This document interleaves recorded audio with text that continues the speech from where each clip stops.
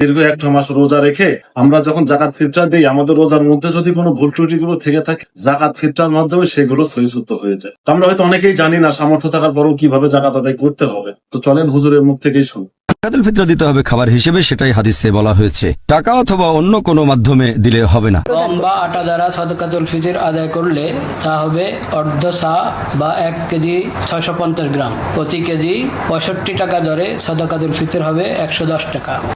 সাদাকাতুল ফিতর কি দিয়ে আদায় করব, অর্থ নাকি খাদ্যশস্য?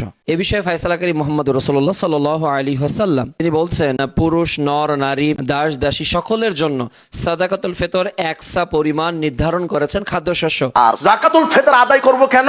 মুমিনের সিয়াম রাখতে গিয়ে যদি কোথাও একটু ভুল ত্রুটি হয়, জাকাতুল ফিতরের মাধ্যমে সিয়ামকে আল্লাহ পূর্ণ পরিশুদ্ধ করে দিয়ে থাকেন।